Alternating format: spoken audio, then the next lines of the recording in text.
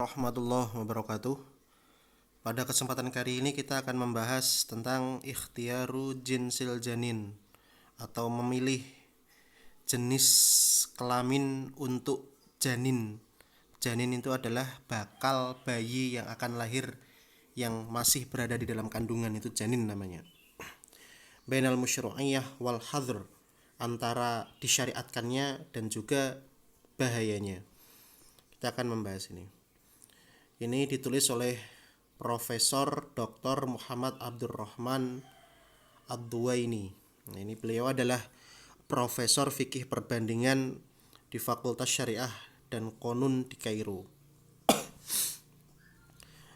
Sekarang adalah mabhas awal, pembahasan pertama. Hakikat dari pemilihan jenis janin dan cara untuk memilihnya. Jadi apa sih yang dimaksud dengan memilih janin itu, dan kemudian apa sih cara-caranya untuk memilih jenis janin. Memilih jenis janin di sini dalam artian memilih jenis janin laki-laki atau perempuan. Jadi seorang ibu yang ingin mengandung, dia pengen milih, saya pengen punya anak laki-laki, maka apa yang harus dilakukan. Saya pengen punya anak perempuan, maka apa yang harus dia lakukan. Nah, yang seperti itu disebut dengan ikhtiaru jinsil janin, memilih jenis janin laki-laki atau perempuan. Matlab pertama, intisari atau hakikat dari pemilihan jenis janin. Definisi apa yang disebut dengan praktek memilih janin. Nah, ta'rif itu definisi. Ta'rifu amaliyati ikhtiyaril janin. Apa sih definisi dari memilih janin? Di sini ada banyak, tapi intisarinya ada di sini, ada di bawah sini. Nah, ini. Jadi intinya memilih jenis janin itu adalah qiyamuz zaujaini bittikhadhi tadabiri tabi'iyah au tibbiyah. Jadi dua orang suami istri ini melakukan hal-hal, entah itu halnya berupa alami atau secara medis, dengan tujuan untuk menentukan apakah janinnya itu laki-laki atau janinnya itu perempuan. Jadi dua orang laki-laki pengen memiliki anak, kemudian melakukan cara, entah itu caranya adalah alami, tabi'iyah itu alami, ataupun dengan tibbiyah. Tibbiyah itu dengan cara medis, untuk menentukan jenis janin. Nah, maksudnya pengen punya anak laki-laki atau pengen punya anak perempuan, seperti itu. Nah, sekarang di sini disebutkan al-farqu baina ma'rifati jinsil janin wa tahdidihi. Al-farqu baina ma'rifati jinsil janin wa tahdiduhu. Nah, ini adalah perbedaan. Apa sih yang dimaksud dengan perbedaan antara ingin mengetahui jenis janin dan juga ingin menentukan jenis janin? Mengetahui dan menentukan. Secara bahasa kan ya sudah diketahui kan, bahwasanya kalau ingin mengetahui jenis janin ya ketika hamil ingin diketahui janin saya ini laki-laki atau perempuan. Oh, laki-laki, oh perempuan. Nah, itu kan ma'rifatu jinsil janin. Tapi kalau tahdidu jinsil janin itu menentukan, saya pengen punya anak laki-laki, oh gini kita buat supaya anaknya jadi laki-laki. Saya pengen anak perempuan, oke kita buat caranya seperti anak perempuan. Nah, seperti itu. Nah, sekarang apa namanya? Ini al maksud bima'rifati jinsil janin huwa al itla' wa ta'aruf al mabda'i ala nau'il janin athna'a takhalluqihi fi batni ummihi. Yaitu tadi yang dimaksud dengan mengetahui jenis janin itu adalah menelaah dan juga ingin mengetahui permulaan-permulaan jenis janin saat berada di dalam perut ibunya. Jadi ketika masih di dalam kandungan itu bayinya sudah sudah berbentuk, kemudian pergi ke dokter, saya pengen tahu bayi saya ini nanti laki-laki atau perempuan. Nah, yang seperti itu adalah ma'rifatu jinsil janin. Sedangkan untuk tahdidu jinsil janin, nah ini adapun untuk menentukan jenis janin itu adalah maksudnya adalah at-tahakkum. At-tahakkum itu menentukan jenis janin. Maka daripada itu dengan cara memilih jenis yang dikehendakinya. Nah, dengan cara mengambil langkah-langkah alami atau langkah-langkahnya secara medis. Nah, itu. Ini kalau menentukan jenis janin. Oke, sekarang.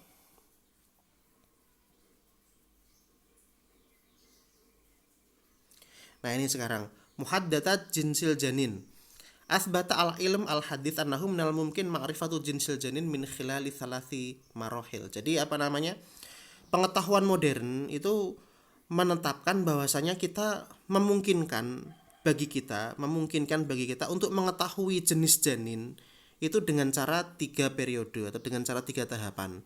Jadi kalau ada wanita hamil itu pengen diketahui bayinya laki-laki atau perempuan, itu bisa diketahui dengan 3 cara. Ada 3 cara. Ini bayinya laki-laki atau perempuan ya. Nah ini. Kemudian cara yang pertama atau periode pertama, langkah-langkah pertama itu adalah dengan cara lahdatul ikhsab an tariqi fahsil khalaya as-sibaghiyah. Jadi untuk memeriksa sel-sel yang sudah terbentuk. Jadi maksudnya gini, nanti akan saya jelaskan sebentar. Jadi saat sel telur dibuahi dengan sel sperma itu akan terbentuk sel-sel.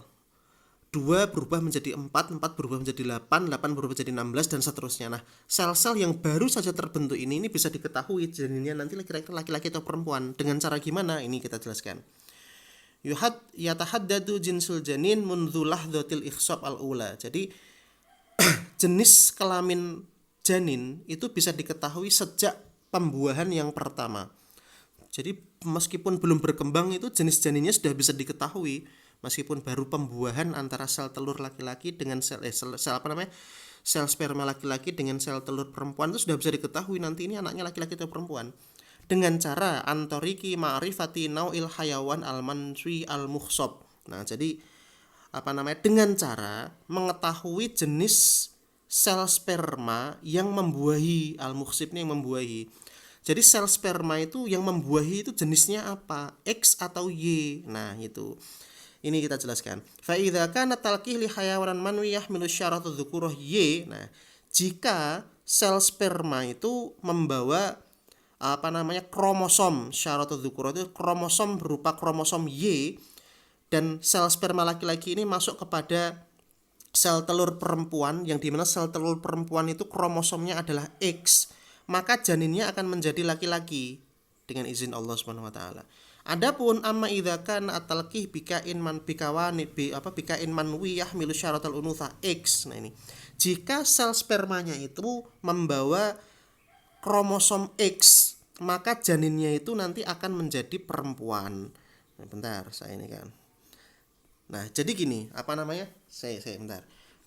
Fanut fatur rajuli hiya al-mas'ulah an-nau'il janin dzakaron au untha. Jadi sebenarnya itu adalah sperma laki-laki itu sebenarnya yang menentukan apakah janinnya itu laki-laki atau perempuan.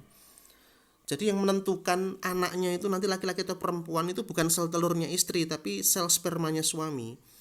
Jadi kalau misalkan sel sperma suami itu membawa kromosom X dan Y, sel sperma suami ya membawa kromosom X dan membawa kromosom Y.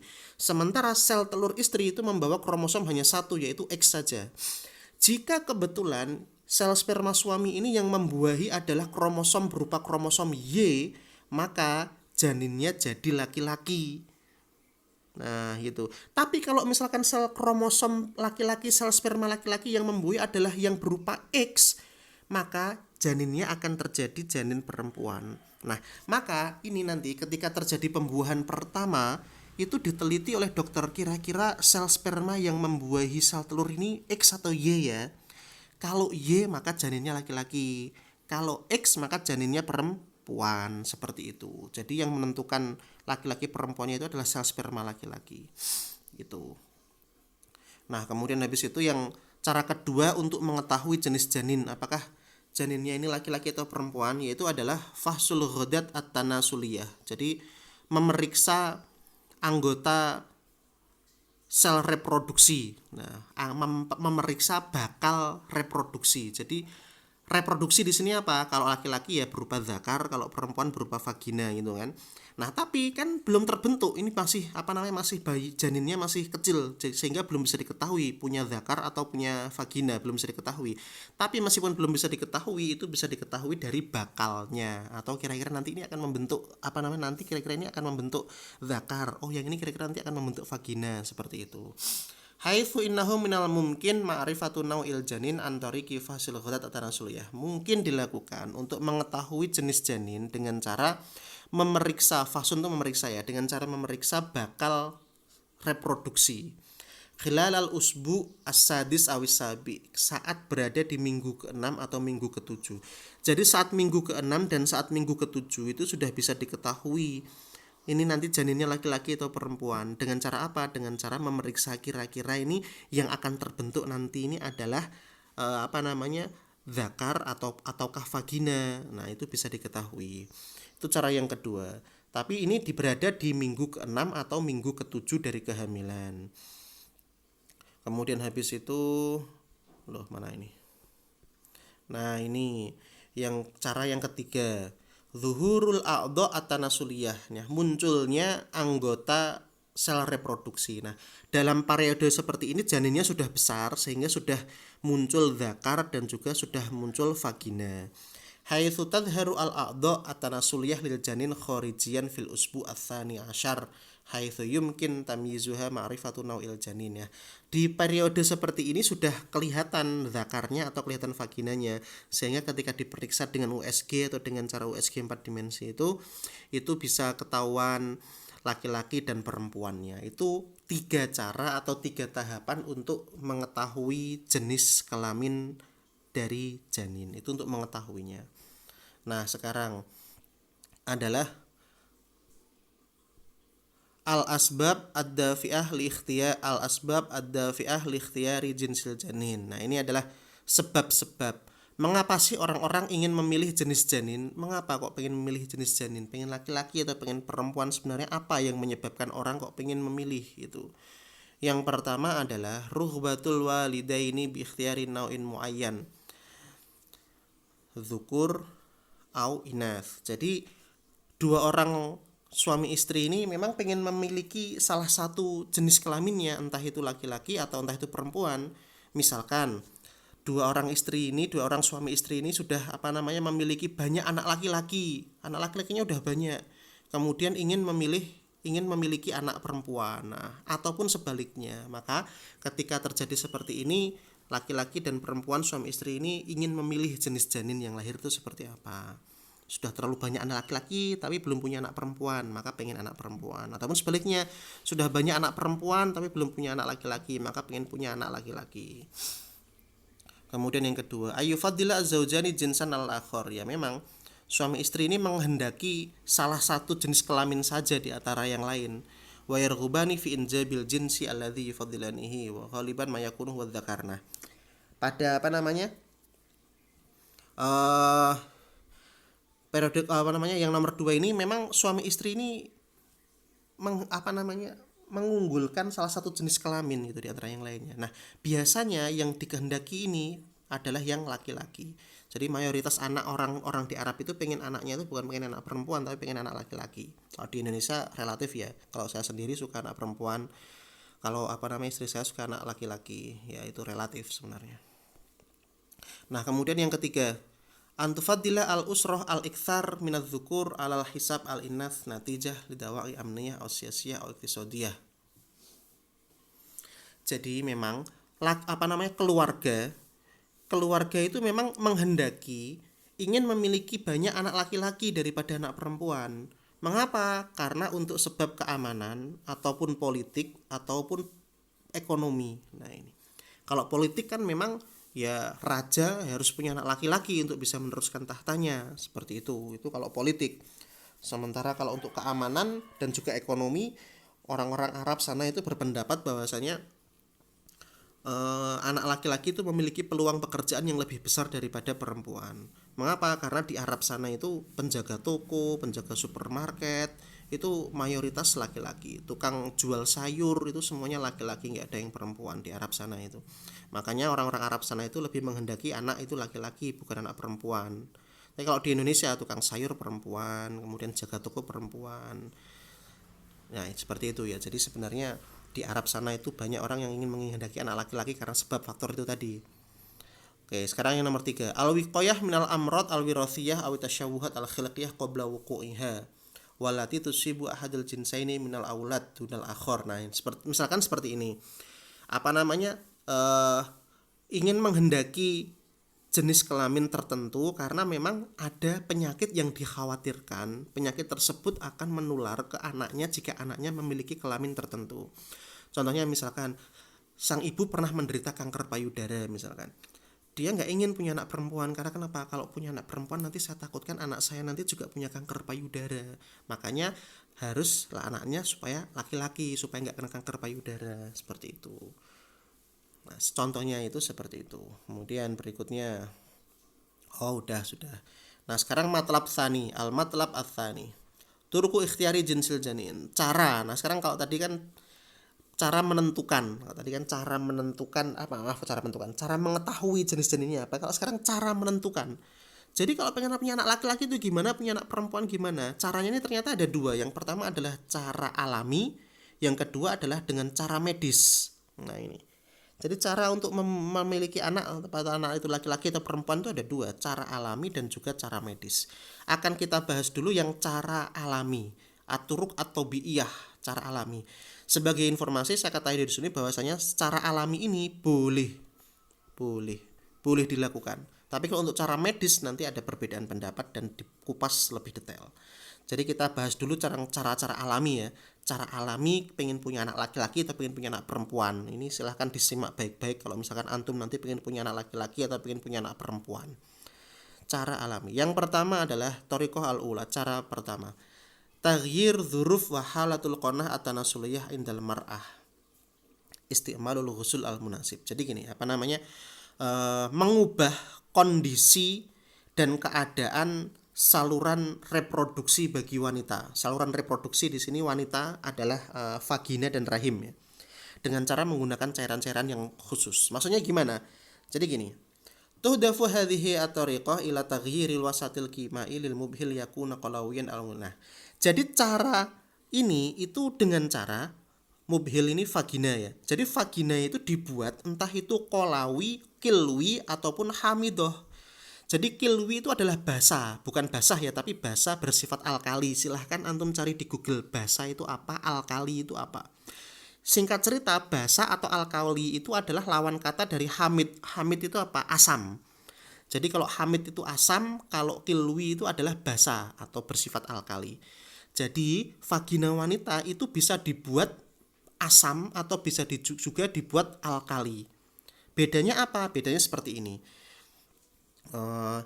Yatamayyazu al-wasat al-kimai lil mubhil lil musa'adah tanawsiyah ladil mar'ah bi kaunihi hamidiyan fil ghalib liwujudi hamidul laban wa hadha alladhi yudhifu al-hayawanat al-manwi al-hamilah li sifati dzukurah fa innaha dha'ifah fi muqawamatiha li sughri hajmiha muqarran tahta dhihri al-hamilah li sifati al-unutha allati tastati'u muqawamata hadhihi al-humudah. Bentar, baina midzakan al-wasat qalawi fa inna yaslu harakatul hayawan manwi al-hamil dzukurah. Jadi gini, kalau misalkan gini, vagina wanita mana ya ini ya? Bentar.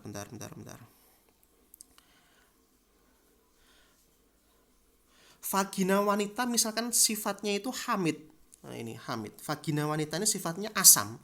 Maka kalau vagina wanita itu sifatnya asam, itu sel sperma yang membawa kromosom laki-laki itu enggak kuat untuk melewati itu.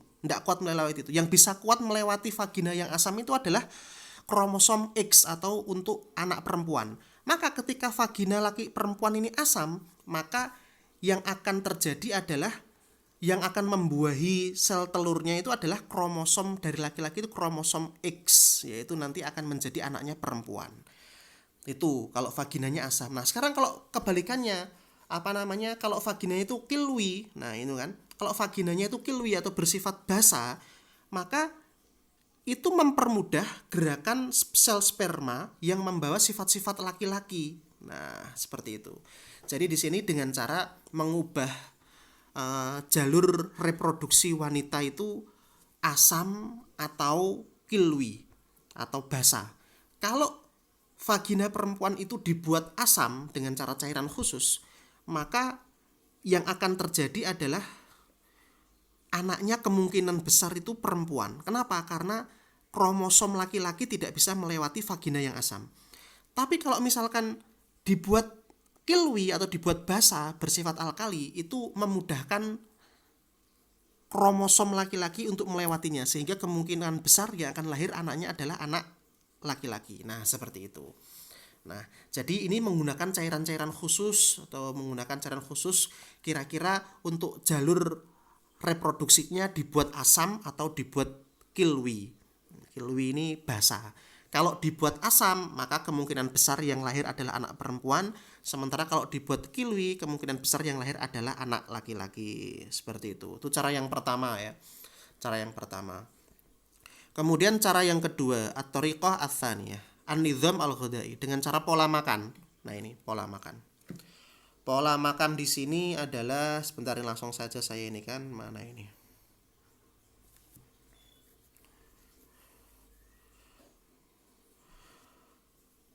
Tawassalal ulama ila anal ghada lahu daurun kabir wa ta'thirun wadih ala tahdidi jinsil janin ya. Para pakar biologi itu berpendapat bahwasanya yang namanya makan atau apa yang dimakan oleh suami istri itu memiliki memiliki peran yang besar dan pengaruh yang jelas tentang jenis janin yang akan lahir, tergantung dengan pola makannya itu.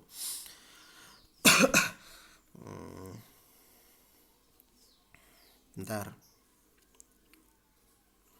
Nah, ini waqad akadat at-tajarub at-tibbiyah annal mawad al-ghadaiyah al-ghaniyah bil kalsium wal magnesium tusaidu ala wiladatil inath aktsar minadz-dzukur.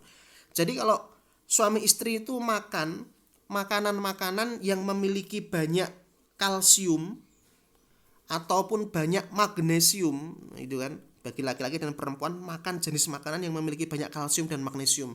Kalsium dan magnesium itu apa? Silahkan cari sendiri di mana? Silahkan cari sendiri di internet. Kalsium itu makanan yang mengandung kalsium apa, yang mengandung magnesium itu apa. Itu membantu untuk melahirkan anak perempuan. Jadi kalau suami istri itu banyak makan kalsium sama banyak makan magnesium, itu kemungkinan besar anak yang lahir adalah anak perempuan. Kama anna al-mawad al-ghadaiyah al-ghaniyah bil potasium wa sodium. Nah, kalau suami istri itu makan makanan yang mengandung banyak potasium sama sodium, silahkan di search sendiri potasium sama sodium itu apa. Itu membantu untuk melahirkan anak yang laki-laki daripada anak perempuan. Nah, jadi kalau pengen anak perempuan, banyak-banyaklah makan kalsium dan magnesium. Kalau pengen anak laki-laki, banyaklah makan potasium dan juga sodium. Nah, itu ya. Itu kalau dengan cara makanan. Nah, ini sekarang at-thariqah ats-tsalitsah, cara yang ketiga. Ini mohon maaf ya kalau agak vulgar ya, tapi saya jelaskan karena memang penjelasannya seperti itu. Tauqitul jima' binisbah li waqtil ibadah. Nih, waktu jima, waktu bersetubuh. Waktu bersetubuh ini dikaitkan dengan waktu saat keluarnya sel telur. Waktu keluarnya sel telur. Wa hadhihi at-tariqah ta'tamidu 'alal khosa'is al-fizyaiyah al-hayat al-manwiyah. Wa qad sabaqa an bayyana al-hayawan al-mudzakkar asra' fil harakah wa aqallu umran minal hayawanat al-unthiyah. Jadi sel sperma laki-laki itu lebih cepat berjalan tetapi umurnya lebih sedikit daripada sel sperma yang mengandung kromosom perempuan. Wa min tsama fa inna hadhihi tariqah ta'tamidu ala waqtil jima' wa waqtul ibadah. Maka cara seperti ini itu adalah bersandar kepada waktu untuk bersetubuh dan juga waktu saat keluar sel telur dari perempuan. Nah, ini fa indama yuridu az-zawjani ikhtiyaru jinsin maulidihima fa inna alaihima ma'rifatu wa tahdidu yaumun nuzulil baidah bidiqqah. Kalau laki-laki pengen laki-laki suami istri pengen anak laki-laki atau perempuan, itu harus diketahui apa? Kira-kira sel telurnya itu keluar dari rahimnya perempuan kapan. Nah, terus cara mengetahui sel telur perempuan keluar dari perempuan caranya gimana? Nah, ini caranya. Yumkinu ma'rifatu dzalika birtifa'i darajati hararati zaujiyah ya. Dengan cara meningkatnya derajat suhu tubuh bagi sang istri. Jadi kalau sang istri itu derajat suhu tubuhnya itu meningkat, maka kemungkinan besar itu sel telurnya sedang keluar. Nah, ilman bi annal buyaidah la ta'ishu aktsar min. Nah, mengetahui bahwasanya yang namanya sel telur itu tidak akan hidup lebih lama daripada 24 jam. Wa hina ya'rifu zaujani waqtul ibadah fa bi imkanihi ikhtiyaru jinsi mauludi bi ikhtiaril wasail lati tahqiqa dzalika fil mu'asyarah zawjiyah. Nah, saat mengetahui saat wanita ini saat istri diketahui bahwa saya sedang mengeluarkan sel telur dengan cara suhu tubuhnya yang meningkat. Dengan cara seperti itu bisa dilakukan persetubuhan yang tepat dan waktunya dipilih supaya menghasilkan anak laki-laki atau perempuan. Nah, ini sekarang. Loh, terus waktunya kapan? Ini sekarang dibahas. Waqad athbata ala tibba anal hayan al manwi al mudzakkar asra harakah minal muannas dzalika yakni anal muasyarah fi nafsil yaumil ibadah tu'thiru ila husuli maulididz dzakar biidznillah. Nah, ini bahwasanya para dokter itu benar-benar menetapkan bahwasanya sel sperma yang membawa sifat laki-laki atau kromosom Y itu lebih cepat, gerakannya lebih cepat, tetapi umurnya lebih lambat. Lebih cepat daripada yang membawa sifat perempuan. Wa hadza ya'ni innal mu'asyarah fi nafsil yaumil ibadah tu'syiru ila husuli maulid. Nah, maka jima atau berhubungan badan di waktu saat sel telur itu keluar, maka itu kemungkinan besar membantu untuk memiliki anak laki-laki. Nah, terus sel telurnya keluar dengan cara seperti apa diketahui? Yaitu tadi sudah kita jelaskan. Bertambahnya suhu tubuh bagi sang istri. Nah, itu kalau suhu tubuhnya meningkat, kemungkinan besar sedang mengeluarkan sel telur, maka sebelum 24 jam ya bersetubuhlah supaya mendapatkan anak laki-laki. Nah, ini.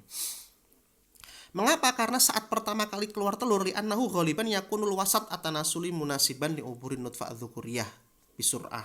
Karena saat hari di mana telur itu keluar, itu sel telur itu berada di tengah-tengah saluran reproduksi yang cocok untuk dimana sifat-sifat nutfah laki-laki itu bisa bisa melaluinya. Nah,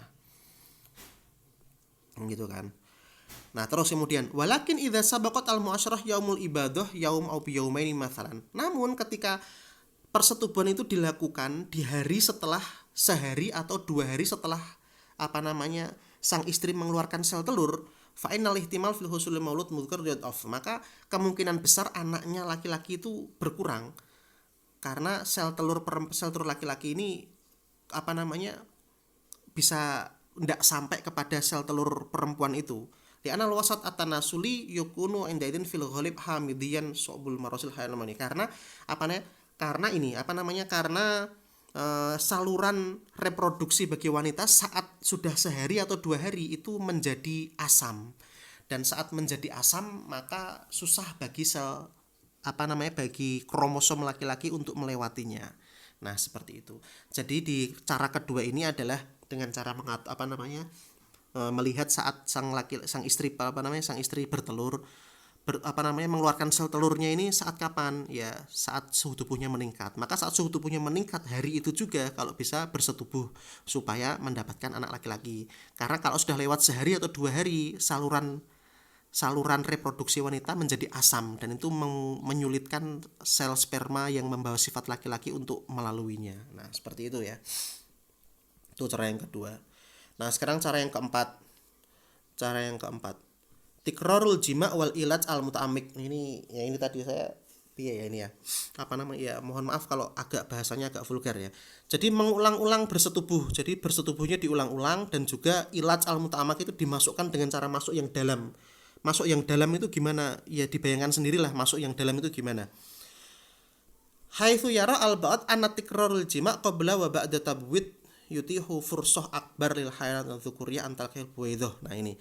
Jadi mengulang-ulang jima dengan cara mengulang-ulang bersetubuh sebelum dan sesudah waktu mengeluarkan sel telur bagi perempuan itu memiliki kesempatan yang besar bagi kromosom laki-laki untuk membuahi sel telur tersebut itu kemungkinan besarnya terjadi. Jadi dengan cara apa? Mengulang-ulang bersetubuh sebelum dan sesudah waktu istri mengeluarkan sel telur itu. Mimma yuaddi ila ihtimalil injab adzukur. Nah, yang seperti itu bisa mendorong untuk memiliki anak laki-laki.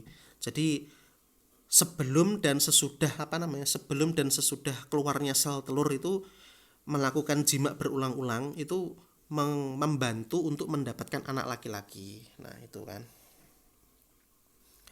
Karena kenapa? Karena ini irtifa'u nisbah mawalid adzukur ba'da audatil junud minal harb ila zaujatihim. Jadi saat prajurit itu kembali dari perang dan kemudian kembali kepada istri-istri mereka, itu kemungkinan besar anaknya itu laki-laki. Karena kenapa? Ya karena itu tadi, sering melakukan persetubuhan sehingga memungkinkan anaknya bisa laki-laki. Seperti itu. Nah, sekarang adalah cara yang kelima, ingin menentukan jenis janin. Istikhdamul aqaqir al-hurmuniyah, menggunakan obat-obatan bersifat hormon. Haitsu sajjalat mulahadzat ba'dul atibba ana istikhdamu hormon testosteron. Testosteron ini testosteron ya. Yuaddi ila ihtimalil injab dzukur zakar. Nah, jadi apa namanya, memasukkan hormon testosteron itu bisa memungkinkan memiliki anak yang laki-laki. Dengan cara apa? Dengan cara disuntik hukon, dengan cara disuntik, menyuntikkan hormon testosteron kepada suami atau istri, nanti bisa kemungkinan besar bisa mendapatkan anak yang apa namanya, anak laki-laki. Testosteronnya kemungkinan besar dimasukkan bukan ke istri tapi ke suami gitu, suami. Nah ini sekarang al hukmu asyariyu al lil istikhdami wasail tibbiyah tabiiyah, cara syariat. Hukum syar'inya itu apa sih hukumnya? Hukumnya apa? Menggunakan cara-cara yang alami. Sudah kita jelaskan tadi bahwasanya boleh ya. Bahwasanya hukumnya adalah wa min thamma fahiya jaizah wala haraj fiha syar'an. Boleh dan tidak ada larangan sama sekali. Jadi kalau memilih jenis janin dengan cara alami itu boleh, benar-benar boleh dan tidak ada larangan sama sekali. Jadi silahkan untuk cara-cara di atas bagi suami istri yang ingin anak laki-laki atau perempuan bisa dipraktekkan apabila ingin anaknya laki-laki atau perempuan. Nah itu ya. Nah udah, setelah itu kita akan masuk kepada cara apa namanya, cara menentukan memilih janin tapi dengan cara medis. Akan kita kupas di pertemuan yang akan datang. Terima kasih. Wassalamualaikum warahmatullahi wabarakatuh.